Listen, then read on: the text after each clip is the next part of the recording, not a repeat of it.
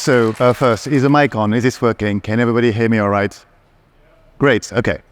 And I have my slides, video, everything, perfect. All right. Hello everybody, I'm Nicolas. And I work for JP Morgan, where, as was established before, I spend a lot of time taking some very complicated code and trying to turn it into very simple code that does the exact same thing, while a bunch of people do the exact opposite. So I'm a bit of a modern day Sisyphus in a way. And JP Morgan is a much larger corporation than I'm used to working for. And as a result, the team I'm working with is far bigger than I'm used to. And this has been a learning experience. Among the things that I have learned, the first thing, people in that team are so young as compared to me, which might or might not have precipitated an early midlife crisis. Now, second, they're very talented. Now, not everybody's talented, of course not, but the percentage of talented people is far higher than I would have expected otherwise. It's just occurred to me that some of my colleagues are here and watching this, so we don't want them to get too full of themselves here. Hello, Monica. So they're all right, considering. They're not bad. But, and this is important, they're not good yet. And here, I think good is composed of three different things. First, there's talent, which we've just established they have. And experience, well, as I said, they're quite young, so they don't have that yet, but it's just a matter of not staying for long enough, so I'm sure they're going to get there. And then there's training. And this is where we hit a bit of a problem, because I think the training that in things that I consider critical for software engineers is somewhat lacking. Now, not everybody might agree with me on what constitutes critical things for a software engineer, but I want you to consider two things. First, an appeal to authority. I've been doing this for 20 to 25 years, so I have some idea of what I'm talking about. But more importantly, I'm the one sitting on stage, so for the next 45 minutes, my opinion actually matters, which, if we're being honest with each other, is the only reason I keep pushing myself through this. And so an example of things that I think are critically important for software engineers, and is very poorly taught, is data type modeling. Because I think once you have your data types right, then solving the problem becomes quite easy. But the hard part, of course, is to get the data type right. It's very hard, which is why I think people should be trained. But instead, I've asked a lot of people how they were trained into data type modeling in Scala, and it basically boils down to this. Right, if you're going to be doing Scala, the key thing, the important thing is don't use objects. Anything else is fine, don't use objects, OOP is inherently flawed. And I have a few problems with that statement. The first thing is, when you're talking about Scala, a language that fully embraces OOP to the point where everything is objects, even functions, I think it's maybe a somewhat confusing statement to make for people who are learning. B, it's why people hate us. And they do. Because imagine you're an OOP developer, have been for some years, maybe a Java developer, exactly like I was when I started learning Scala. And what you hear when people tell you that is, right, so I know you've been honing your craft for years, if not decades. You have solved many a problem, shipped many a product, fixed many a production issue with these techniques. But I am here to tell you that you've been doing it wrong, and it is morally unacceptable to use the techniques that you've been using.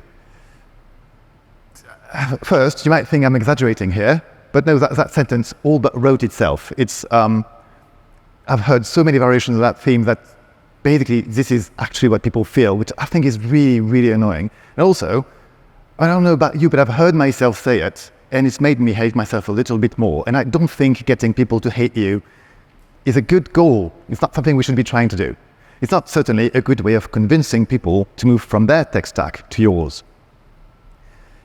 And the third reason I find this approach, this sentence, a bit offensive is you tell people, don't do that, but don't tell them what to do instead. I don't find that very useful. Let's take a concrete example in real life as a comparison. My son recently learned how to swim. Could have done with a bit of an applause here, that's fine. And thank you very much, so very kind. Thank you very much for that totally Oh, that's not good, is it? We seem to have a bit of a problem. It's going to be, no, the problem is me. Don't worry, the problem is me. It just went to sleep. That's because I'm an idiot. Yeah, that works. Right, okay. So, my son recently learned how to swim. Thank you very much for the applause. Much appreciated. Very impromptu. Worked just fine. The thing is, though, he knew how to float already, but not how to swim. And if I had taught him to swim by throwing him in the water and telling him, right, the key thing now is don't float. Not telling you what to do. You figure it out. Do something else. The key thing is it's morally unacceptable to float. No, still floating. Stop floating.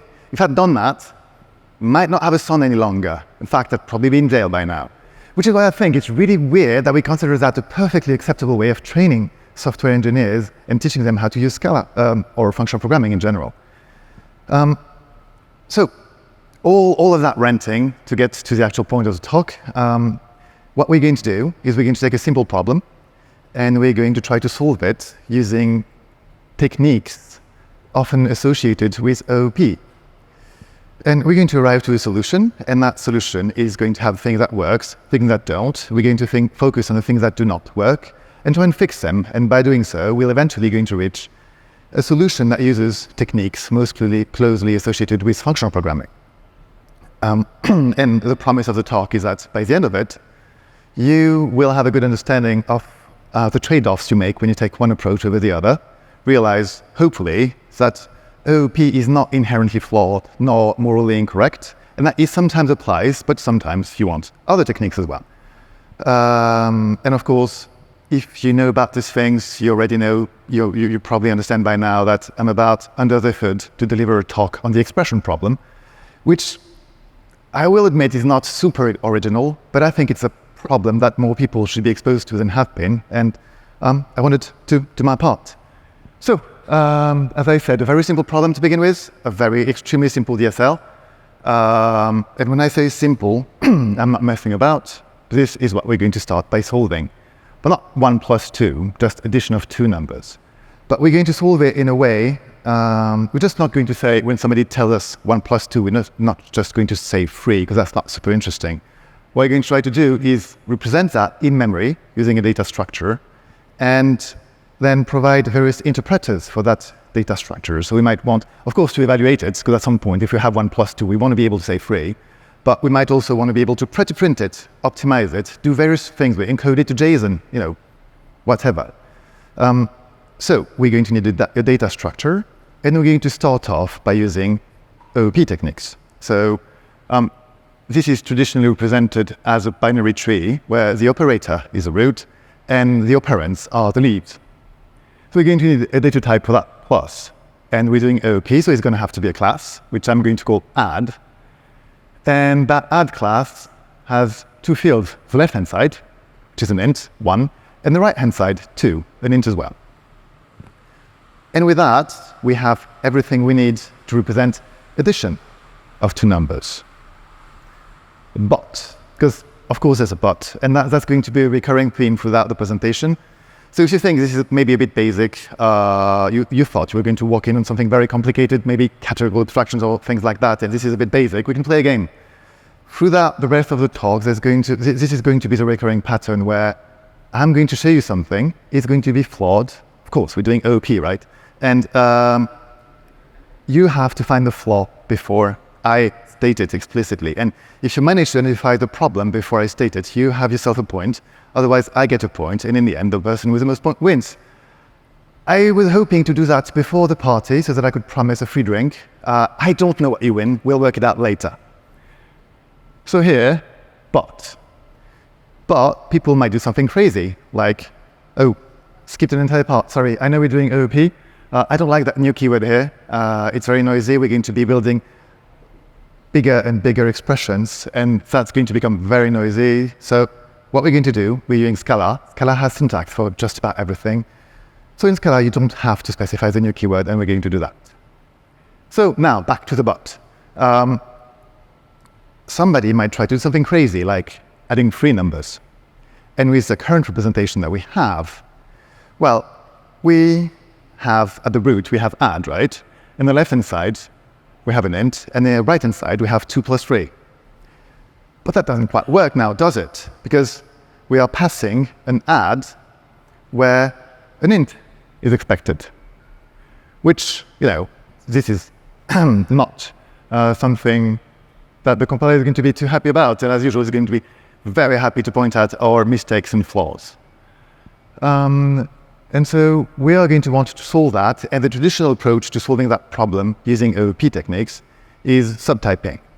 Now, I'm not going to give an entire definition of typing. We could write a book on that, and indeed many have been.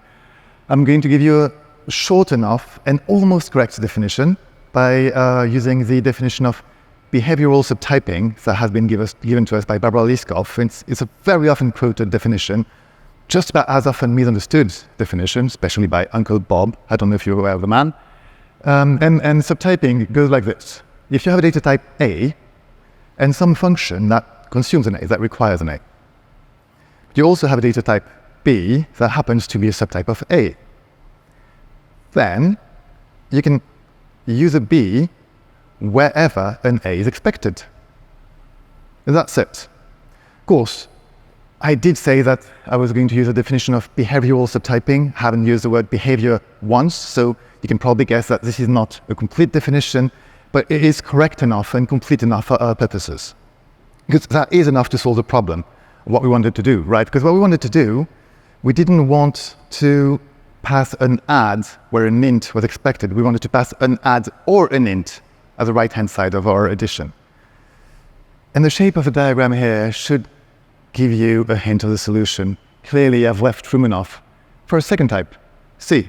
Well, a third one, really, but a second subtype of A, because we're going to say that C is now a subtype of A, and if C is a subtype of A, then we can use a C where an A is expected, and in fact, we can now use a B and a C where an A is expected, which is exactly what we needed. Because if you say that B, where an A is expected, so if we say that B is add and C is int, well, now we can use, if we require an A, we can use an add or an int wherever an A is expected, which is exactly what we wanted to do here, isn't it? We don't want an int, we want an add or an int.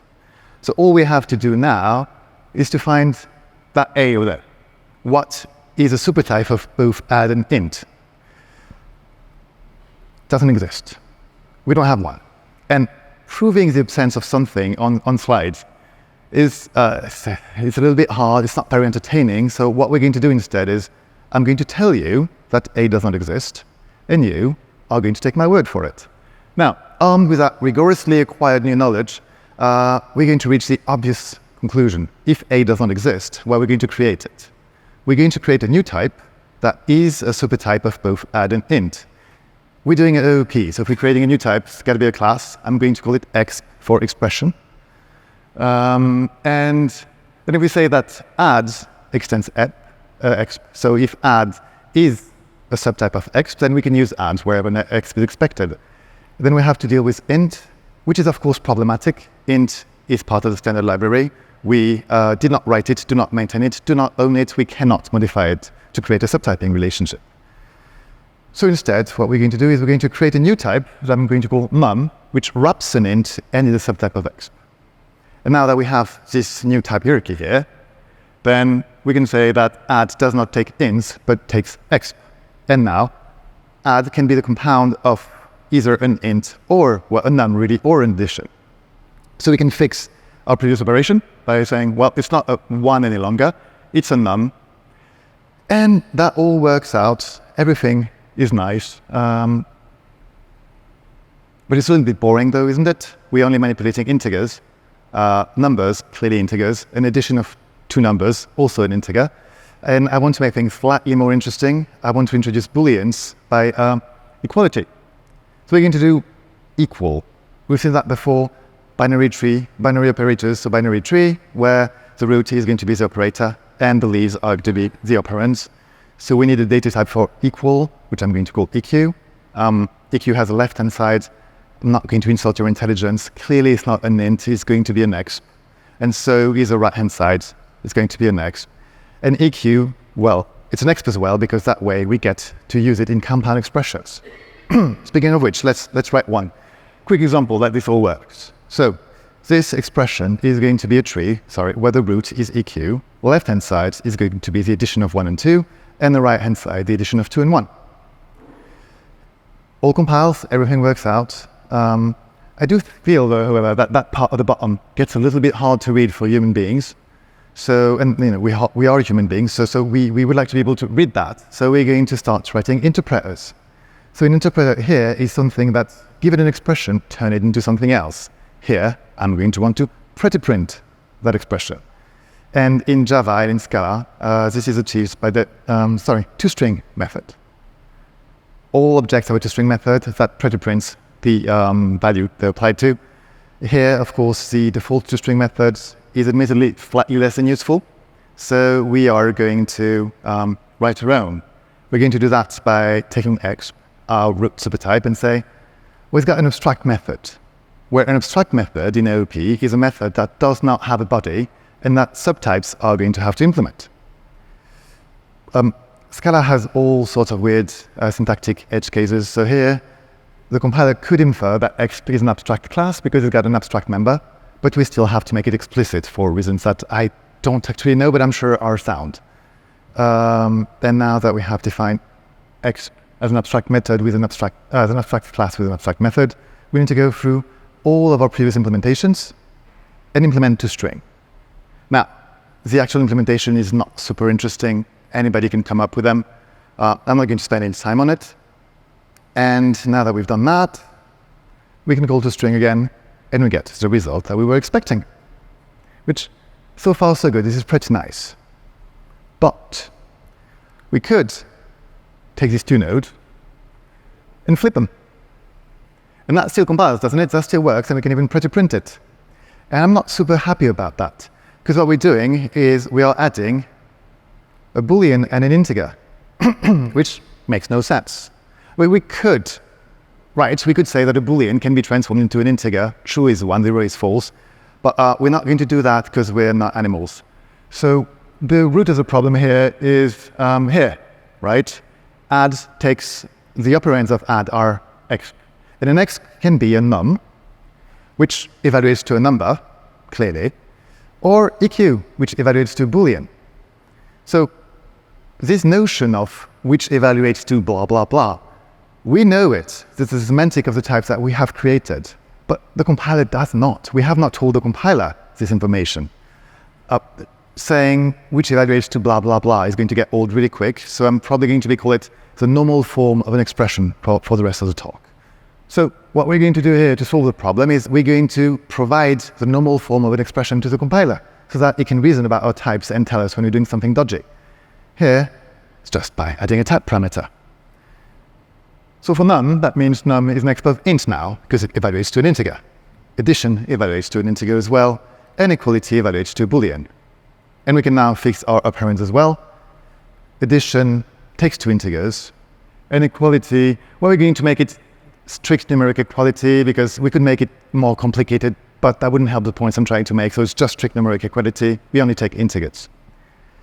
And now that we have done that, we take our previous expressions, which the compiler was perfectly happy with, but it will reject it for exactly the right reason, telling us, well, you're passing me a Boolean, but you should be passing me an int. So that is a nice property to have. Now, it's also a good time to take a quick pause, assess what we've learned so far. So, what we've done. We have implemented our DSL using OOP techniques in which terms are classes, terms being EQ, add, all these things. Interpreters are methods. We have toString as an interpreter, and we've made illegal states impossible to represent, which is quite nice. So far, so good. This is a nice set of properties. It all appears to work, but if you have been in this industry for more than 5 minutes, you know that this is not going to be enough. You know that specifications are going to change. We are going to need to grow the language. So let's see how OOP handles growing the language. The language, at least in the context of this talk, can grow on two different axes. The axis of terms, we can add terms, or the axis of interpreters, we can add interpreters. So let's see how that works out for our encoding. First, terms. I'm going to add subtraction. binary operator, so it's going to have to be a binary tree with a root as the operator, operands as the leaves. And we need the data type for minus. We're still doing OP, so we need a new class. So I'm going to call sub for subtraction. Left-hand side, clearly an exponent. Right-hand side as well, because we are subtracting two ints from one another, and that evaluates to an integer. And we, of course, must not forget to implement the pretty-printer. And that appears to be it. So let's try that in a slightly more complicated expression. In this equation, we have subtraction of 3 and 2 plus 1, right? And if we try to pretty-print that, it prints exactly what we wanted. So everything seems to be working. It compiles, it evaluates exactly like we like it to. That looks lovely. This was very easy and painless. Clearly, adding an interpreter is going to be problematic, otherwise I wouldn't be giving this whole talk. So the interpreter I'm going to add is the obvious one, right? We have an expression which evaluates to a t, whose normal form is t. What we're going to want to do is to compute that normal form. So we're going to create eval, which, given an exp of t, yields a t. The implementation, very straightforward. We just go through all of our implementations, add eval, and write the entire thing. And that worked. Except, of course, it does not, because we have not implemented eval for all of the subtypes. Now, your reaction to that might be, first, that was a bit of a dirty trick. Yeah, it was, absolutely was, but I'm not a very nice person, though. And the other reaction might be, that's not a big problem, is it? Because the compiler caught the mistake. So I can just get the compiler to find all the mistakes, and I'm going to fix them all. But that involves fixing a lot of code that we have already written, updating a lot of code, which is unpleasant. It's not just our code, is it? Any team, any company, anybody in another country that depends on our code and has created subtypes of X will now have to do that. And anybody who depends on their code is going to have to do that as well. And frankly, they're going to hate us a little bit, which, as we've established, is not desirable unless you're being condescending to OOP people. So this is what I'm going to define as hard problem. Having to modify all the code that exists, which is of course, so much harder because all of the code that uses your library might not even exist yet. It's really hard to fix code that does not exist. But now that we know the problem, though, it's very easy to solve. We just implement eval for our EQ type. And now we can try to see how it works on a more complex statement, taking the equality of 1 plus 2 and 3 minus 1, which of course is going to evaluate to false because 3 is not equal to 2. So good time to take a break here. What we've done, we've seen that in an OOP encoding, adding terms is very easy. We just wrote a new class, everything worked. However, adding interpreters was hard because we had to modify a whole bunch of code that we'd already written. And the reason for that problem has to do with OOP itself. OOP has this tight coupling of data and behaviors. An object is a self-contained little ball where you have everything you need in there, and if you have that, everything's going to work out. So when you want to add a new kind of ball, just put it in there and it works. But if you want to modify what a ball looks like, then you have to modify that ball absolutely everywhere.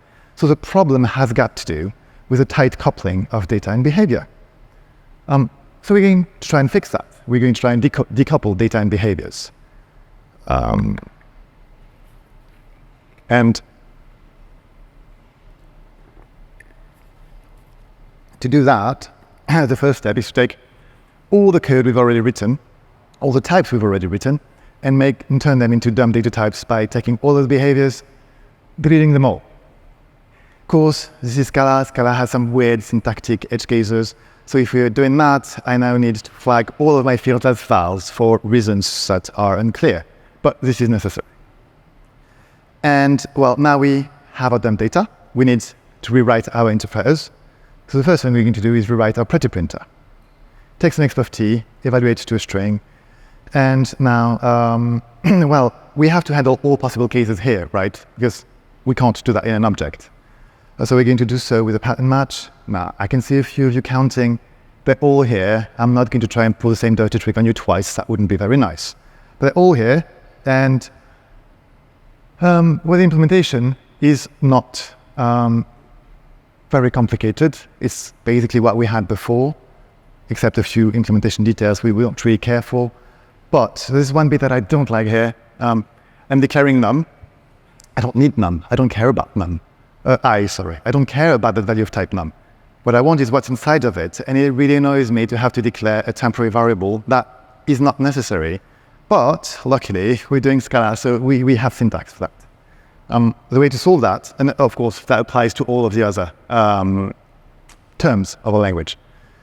So in Scala, we have syntax for that. What we can do is we can take all of our classes, flag them as case classes, which at first is going to completely mess up my layout.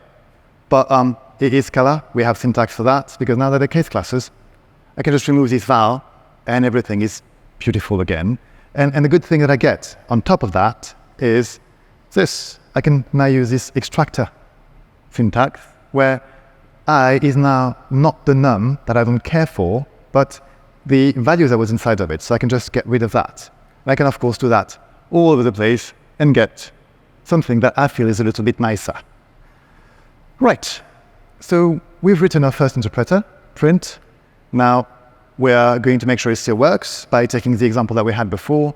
But of course, now we're not using toString any longer. We're using print, which yields exactly what we wanted. That's the first interpreter we needed. The second one is going to be eval, right? Pretty straightforward. Takes next of t, return this normal form. We can do that through pattern matching, which has all the cases that we wanted, of course. And once we try to run that, eval is now a function. And once you try to run that, we obviously get a runtime exception, because of course, I tried to do exactly the same trick. We did establish that was not a very nice person. We implemented all cases but one. We haven't provided EQ.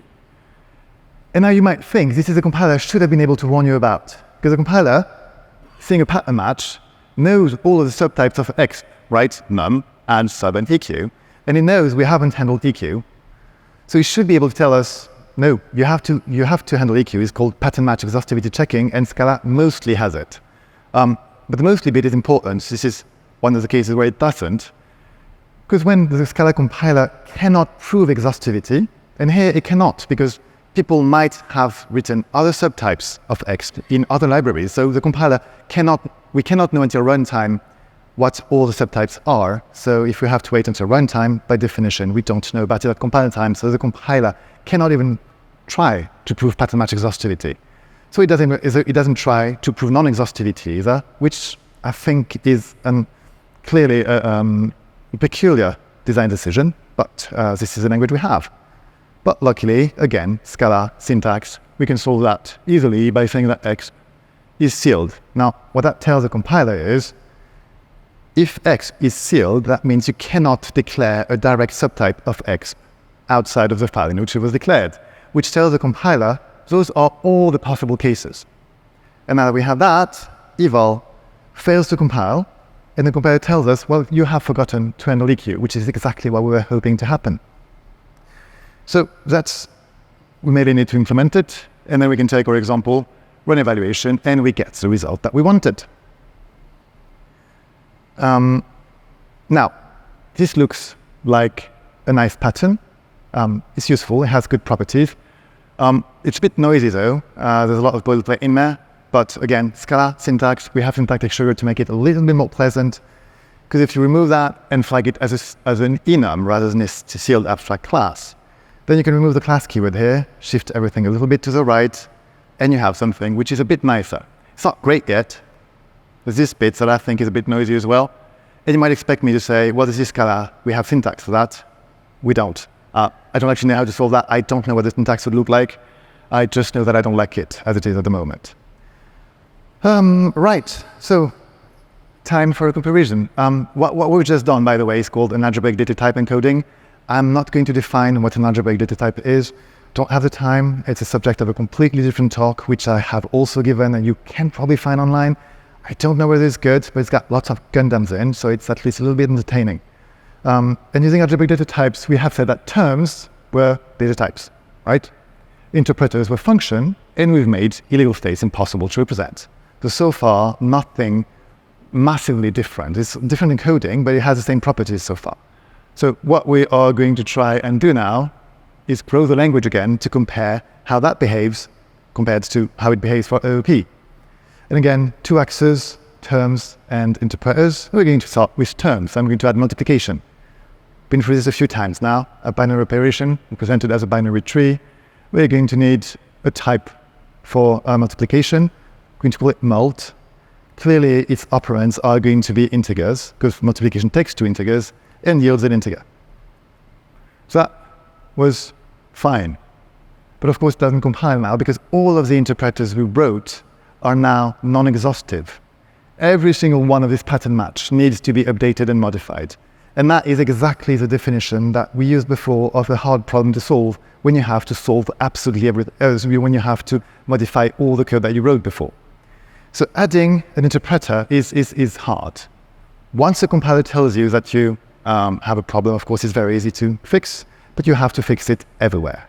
So we fixed it for print. We can try to see what happens here.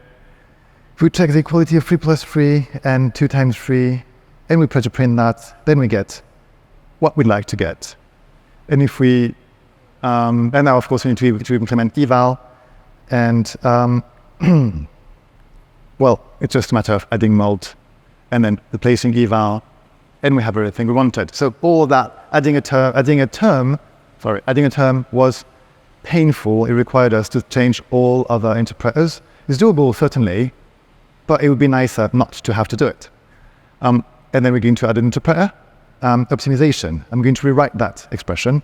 So we're going to show it as a tree to make it more obvious, right? -1, that pattern. I want to spot it, and I want to replace that with +1, because that's equivalent, and that new formulation is a little bit easier. We could do a lot of other optimizations, but for this talk, this is the only thing we're going to be doing.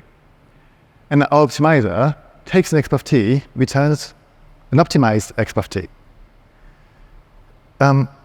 The implementation is, again, as usual, a big pattern match, where, remember, what we're looking for is a pattern where it's a subtraction, where the right-hand side is a negative number.